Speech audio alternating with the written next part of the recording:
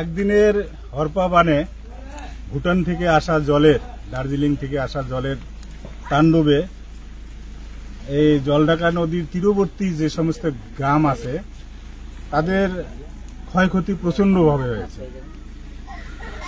সরকার আগের থেকে এগুলোর কোনো তো ব্যবস্থা করে রাখতে পারে নাই, যদিও নোটিশ আগের থেকে হয়েছে যে ভুটানে বা পাহাড়ে প্রচন্ড বৃষ্টি হতে পারে, 200 মিলিমিটার বৃষ্টি হবে। সে জায়গায় দেখা গেল 300 মিলিমিটার বৃষ্টি হয়েছে।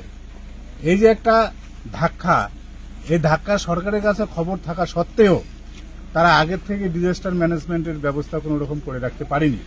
আমরা দেখেছি যে চরের মধ্যে মানুষ জানতো না বন্যা আসবে, চরের মধ্যে গেছে, বন্যা হঠাৎ করে আসছে, আটকে গেছে, তারা ফিরে আসতে পারেনি, মারা গেছে। এরকম অনেক জায়গায় মারা গেছে। তো এটা বোট, স্পিড বোটের ব্যবস্থা সরকার করতে পারেনি। মাথাভাঙা এখান থেকে এটা বলে টেকুনিয়া থেকে মোরঙ্গা পর্যন্ত দুই সাইডে যে গ্রামগুলো আছে ভেসে গেছে। মাঝখানে বাড়ি ছিল, সেই বাড়িগুলোর থেকে জল মানুষ বের করে আনা, পশু বের করে আনতে পারেনি।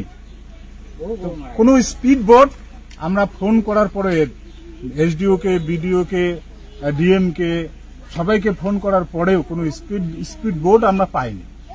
সরকারের এর থেকেই মনে হয় যে সরকার ফেল, কোনো ব্যবস্থা নেই। আর যদি আজকে রাত্রে এরকম 300 মিলিমিটার বৃষ্টি হতো তাহলে আমাদের আর আজকে খুঁজে পাওয়া যেত না। এই গ্রামেও তো বাঁধ ভেঙে গেছে। হ্যাঁ, বাঁধ ভেঙে গেছে, অনেক অনেক জায়গায় বাঁধ ভেঙে গেছে। বাঁধ ভেঙে গিয়ে যে ক্ষয়ক্ষতিটা হয় তা সেদিক থেকে রক্ষা করেছে। আজকে 300 মিলিমিটার বৃষ্টি হলে এই বাঁধ ভাঙা কি যে হতো।